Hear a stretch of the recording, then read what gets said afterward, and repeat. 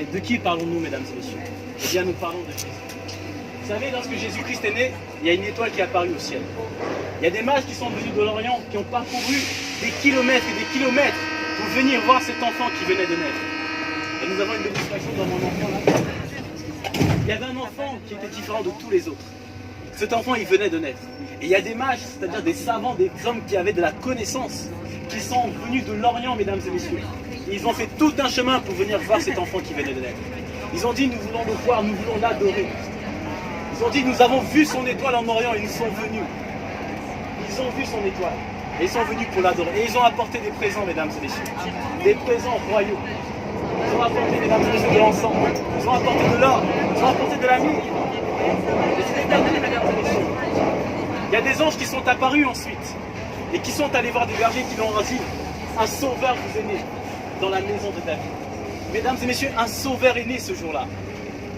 Les bergers ont entendu la parole que les anges ont dit. Les anges ont chanté. Et ensuite, les bergers, mesdames et messieurs, ils sont allés adorer l'enfant qui venait de naître. Mesdames et messieurs, cet enfant était différent de tous les autres. Voilà pourquoi aujourd'hui, nous sommes en 2018 après sa naissance, mesdames et messieurs. Nous sommes en 2018 après la naissance de Jésus-Christ. Mesdames et messieurs, Jésus-Christ était un enfant différent de tous les autres.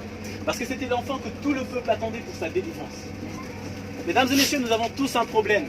Et ce problème, le peuple l'avait aussi à cette époque. Ce problème, mesdames et messieurs, c'est que nous sommes séparés de la présence de Dieu. Ce problème, mesdames et messieurs, c'est que le péché est en nous, mesdames et messieurs. Et que le péché nous sépare de la présence de Dieu. Parce que tous les hommes ont péché et tous les hommes sont privés de la gloire de Dieu.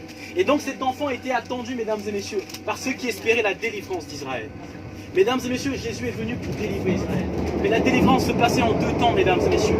La première délivrance était par rapport au péché, mesdames et messieurs. Parce que, mesdames et messieurs, si je vous donne un royaume, si je vous donne le plus grand du travail avec un bon salaire, mais qu'en vous il y a toujours le péché, vous allez terminer en enfer, mesdames et messieurs. Ce ne sera pas vraiment une délivrance. La première délivrance que Jésus est venu opérer, mesdames et messieurs, c'est la délivrance du péché et de la mort. Parce que le péché conduit à la mort, mesdames et messieurs. Le péché conduit à la séparation éternelle de la présence de Dieu. Voilà pourquoi Jésus est venu pour détruire le péché. Jésus est venu pour détruire les œuvres du diable, mesdames et messieurs. Voilà pourquoi Dieu nous appelle aujourd'hui à nous séparer des œuvres du diable. Dieu nous appelle à choisir qui nous voulons servir. Est-ce que nous voulons servir Dieu ou est-ce que nous voulons servir le diable, mesdames et messieurs? Parce que le diable, mesdames et messieurs, il se cache. Il se cache dans les détails, mesdames et messieurs. Le diable, c'est profite, mon ami, fais ce que tu as envie de faire. Ne te soucie pas du reste. Mais Dieu te dit, mon ami, un jour tu vas mourir. Un jour tu vas mourir. Un jour tu vas rendre compte de la vie que tu as vécue sur la terre. Amen. Et Dieu te demande de choisir le salut qu'il a donné. Et ce salut porte le nom de Jésus-Christ. Amen. Mesdames et messieurs, il n'y a pas d'autre nom sous le ciel par lequel les hommes puissent être sauvés, si ce n'est Jésus-Christ. Mesdames et messieurs, je ne vous parle pas d'une religion. Il y a déjà des centaines de religions dans le monde. Je ne vous parle pas d'une philosophie. Je ne vous parle pas encore d'un conte de fées. Non, je vous parle de la réalité, mesdames et messieurs. Examinez vos cœurs, examinez vos vies. Et vous verrez que nous avons quelque chose qui nous gêne, quelque chose qui nous dérange. Et c'est le péché, mesdames et messieurs. Parce que lorsque nous faisons ce qui est mal, notre conscience nous accuse. Mesdames et messieurs, si ta conscience t'accuse, sache que Dieu est grand. Mesdames et messieurs, Dieu est un Dieu d'amour. Dieu est un Dieu de miséricorde, on aime ce qu'on veut dire, c'est vrai. Et on oublie une chose, c'est que Dieu est aussi le Dieu de la justice, mesdames et messieurs. Et Dieu va juger tous les hommes selon la justice et selon la vérité. Mais d'après quel standard, mesdames et messieurs? Eh bien, d'après le standard de la parole de Dieu. Jésus-Christ est le standard dans lequel nous serons comparés. Parce que beaucoup d'entre nous, nous croyons que nous sommes justes par nos propres efforts. Nous croyons que nous sommes justes parce que nous nous comparons aux autres qui ont fait des choses pires que nous. Oui, mesdames et messieurs, si quelqu'un a tué des dizaines de personnes, nous serons toujours meilleurs que lui. Mais nous ne serons pas comparés à cette personne, nous serons comparés à Jésus-Christ. Parce que Jésus-Christ nous a appris à aimer nos ennemis. Jésus-Christ nous a appris à pardonner. Jésus-Christ nous a appris à rechercher le bien de notre prochain. Mesdames et messieurs, c'est à Jésus-Christ que nous serons comparés. Et lorsque nous comparons notre vie à Jésus-Christ, nous voyons que nous sommes vraiment des pécheurs. Lorsque nous comparons notre vie à Jésus-Christ, nous voyons que nous avons vraiment un problème.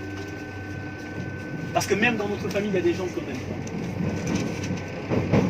Des fois même, on est marié avec une personne, au bout d'un moment, on ne l'aime plus. Des fois, on a des enfants, on ne les aime plus. Mais finalement, quel est notre standard de l'amour, mesdames et messieurs? Quel est notre standard de l'amour? Quel est notre standard de la justice? Mais j'aimerais vous dire quel est le standard de l'amour de Dieu, mesdames et messieurs. Dieu nous dit qu'il a tant aimé le monde qu'il a donné son Fils unique afin que quiconque croit ne périsse pas mais hérite de la vie éternelle.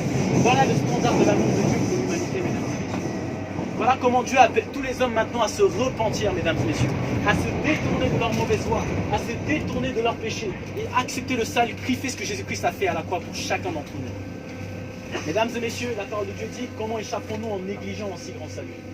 Nous avons une seule vie, mesdames et messieurs, et la parole de Dieu le confirme. Elle dit, il est permis à l'homme de ne vivre qu'une seule fois, et après quoi vient le jugement, mesdames et messieurs. Il est permis à l'homme de ne vivre qu'une seule fois. N'attendez pas qu'il soit trop tard. N'attendez pas d'être sur un lit d'hôpital. Mesdames et messieurs, vous ne savez pas ce que demain vous réserve. Nous n'avons qu'une seule vie sur cette terre. Et Dieu nous appelle à faire un choix. La question c'est quel choix allez-vous faire, mesdames et messieurs? Le choix de la vie ou le choix de la mort?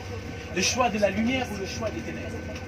Mesdames et messieurs, vous savez, lorsque l'homme va quitter la terre, lorsque nous allons quitter la terre, nous allons passer en justice devant le Seigneur. Nous allons passer en justice devant Dieu. Et ce jour-là, il n'y aura pas l'académie. Ce jour-là, il n'y aura pas les amis. Il n'y aura pas les philosophes, les scientifiques. Il n'y aura pas toutes ces personnes qui nous ont dit tout un tas de choses. Il n'y aura pas toutes ces personnes qui nous ont attirés dans la foi, qui nous ont écartés de la foi. Ce jour-là, nous serons seuls devant le Créateur. Mesdames et messieurs, la question que j'imagine qu'il faudra se poser, c'est: as-tu pris le temps de me chercher?